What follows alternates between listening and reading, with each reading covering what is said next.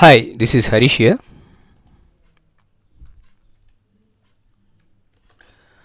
Welcome to DB2 tutorial. In this tutorial, I'm going to talk about how to start stop pure scale cluster. The tip that I wanted to provide you is how to start stop pure scale cluster. This is actually a continuation of my previous video with the title. You can see the title: Install DB2 pure scale cluster in low end VM. The scripts that I'm using are available for free download at db2lewacademy.blogspot.com. Please subscribe to my YouTube channel, youtube.com/db2lewacademy. So this is a problem scenario. So before going into problem scenario, please watch the DB2 tutorial in which I have talked about. The title of the video would be Install Pure Scale Cluster in Low End Hardware Virtual Machine. So in that I have already shown you demonstrated how to create the GPFS cluster file system manually and how to create the instance using the GPFS mount point. Since the instance creation was taking about 15 minutes, I have just started the instance creation process and stopped that video. So in this video, we'll see the log files and how the instance got created, all the messages, and we'll also see how to stop the cluster. And this is basically the same diagram that I have already given you. In the previous video itself, there is a machine eagle, there is cobra, and how the GPFS mount point is set up, and explaining all that stuff. Okay, and obviously here I have the two machines. One is the eagle root and another one is the cobra root. So what we'll do is, first I want to show you. So this is the command that we used, db2 icrt command, to create the GPFS file system, to create the db2 instance, pure scale instance. Now there is a db2 icrt log that should be available. So you can see that ls-l I have given db2 icrt, and it is on 23rd May 10 o'clock. Okay, actually the instance creation started around 10 o'clock. You can see the previous video.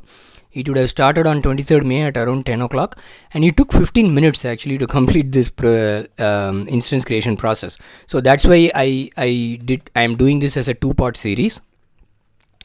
So you can see that this is the log file. So you can see there is a warning saying that the pure scale instance is set to use TCP/IP protocol. It's not using RDMA or it's not using the ROC networks, obviously.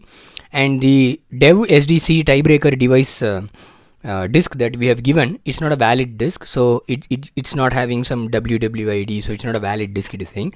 So for the RCST peer domain, if you don't have a tiebreaker disk, it's still okay. Okay, and another thing is, it says we have given only a single member and a single cluster caching facility, which is actually not enough. So which is not the default configuration. So it is again saying there should be at least two members and two cluster caching facilities. Okay, and the next thing is it shows you the GPFS mount point and what is the db2 sdin and what is the db2 fenced user and the instance owner, and what is the cluster caching facility and who are all the members. Okay, and the binary installation succeeded, the file sets installation succeeded, TSAMP installation is also going on, and this is important. So creation of RSCT domain, this is important actually. Where is it? Okay, installing, updating cluster scripts, setting, compiling GPL, creation of RSCT peer domain, and that is important, and extension of RCST peer domain to another system, so that is also important. And after that, configuration of the instance, and the instance has been created successfully. Obviously it is going to use TCP/IP, and it is even updating the SVC name, and everything got success. So the instance got created successfully. Okay, this is what it is saying in this script. Okay, that's done. Okay, install status is successful on the eagle machine as well. So this is what this is saying.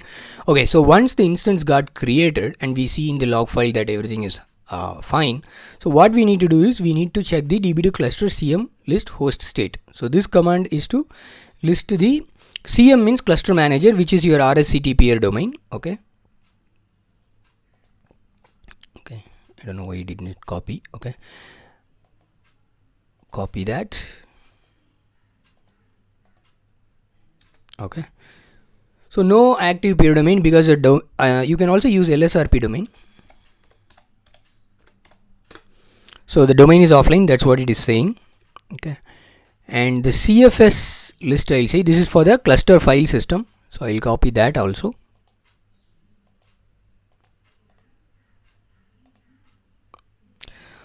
Oh my goodness, this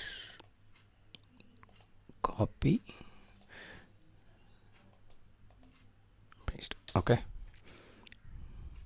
you can see that both are in a stopped state, and you will have to say db2 cluster cm cluster manager exit the maintenance mode. That is the command we are trying.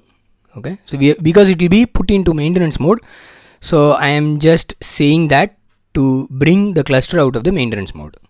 Okay, and it is going to take a while. It's like it's going to bring up the domain.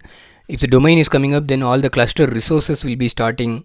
So it is a pretty much a CPU intensive and memory intensive task. So we'll see that.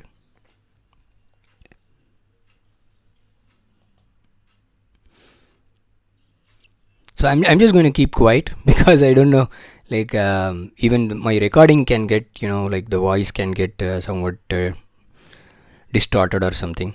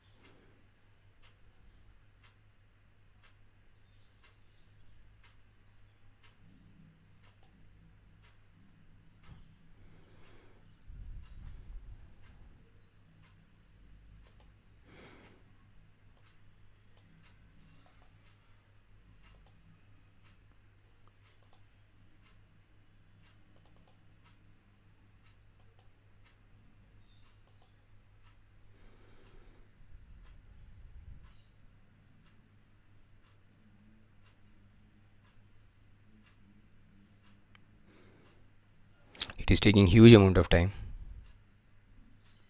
So definitely, if you are setting a pure scale cluster, low end hardware is not suggested.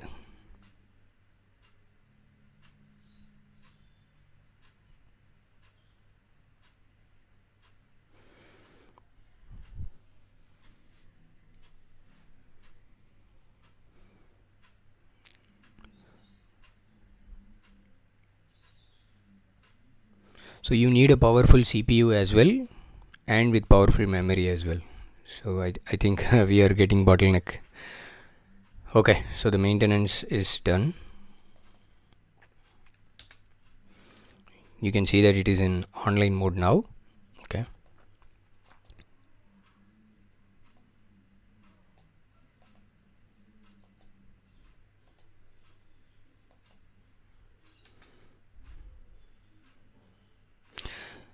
this command I am trying to get the cluster file system out of the maintenance mode. So you can see db2 cluster cfs exit maintenance all. Okay, then we can get the host state.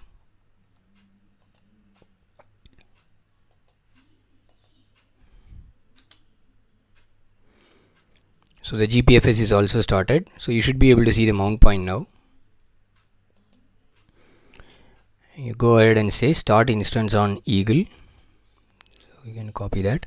So if I have to start the instance on the Eagle system, then I have to Eagle db2 sdin user. I have to log in as sdin user, and I have to issue that start.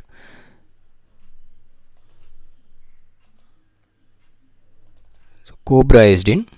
So once that is started, I'll issue the same command here also, but instead of Eagle I'm going to say Cobra.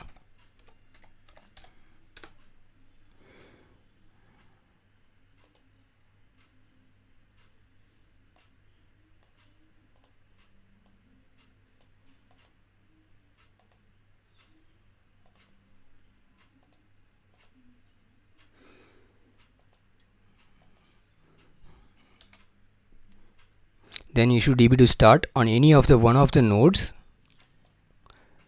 but the thing is you'll have to be logged in as db2 sdin when you issue the db2 start command. After that you can run db2 instance list.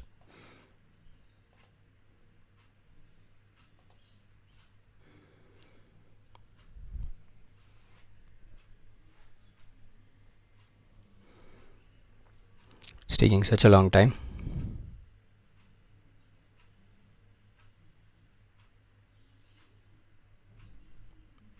Okay, so you can even run the instance list from the other system as well, from the other node as well.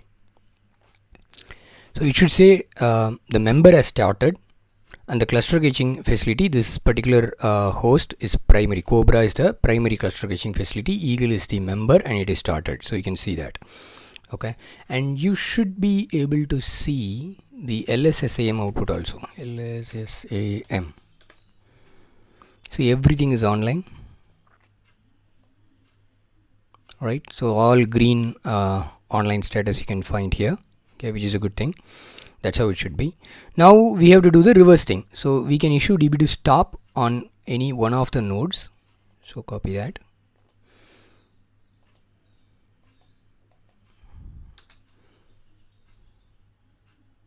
So once you issue the db2 stop,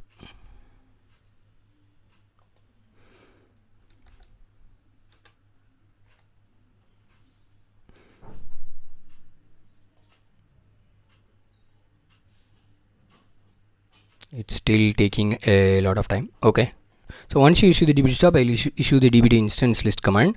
You should be able to see that this member got stopped, the caching facility got stopped. Okay, so that is done. And then you have to issue db2 stop instance on Eagle, which obviously you need to run it on the Eagle machine.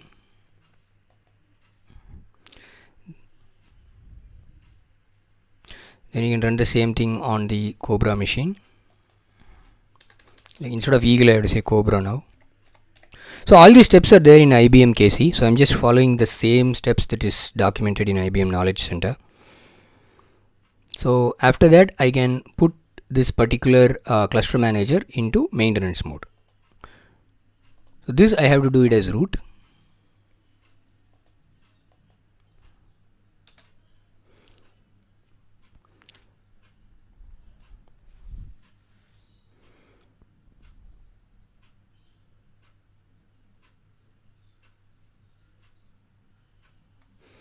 Since I am putting the cluster manager itself into maintenance mode, I think it doesn't make sense to have these people.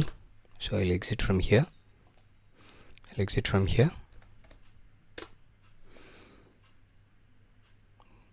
Okay, so once it is done, you should be able to see that the host state. So there is no active domain. You can even say lsrp domain. It's an offline. So that's what we did. Now the next thing would be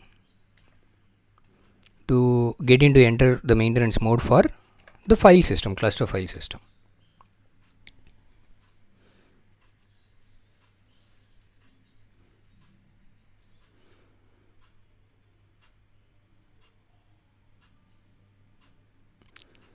So you have to put first the cluster manager into the maintenance mode, then you will have to put the cluster file system into the maintenance mode. That's the order.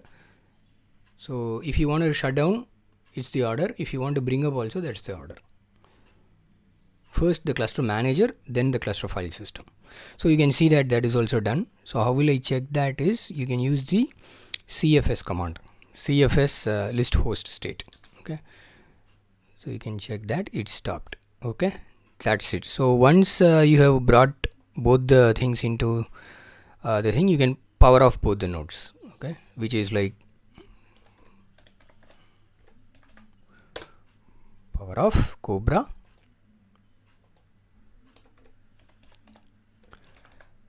power of Eagle. Okay, so we are all done here. So this is the procedure for starting the cluster or stopping the cluster.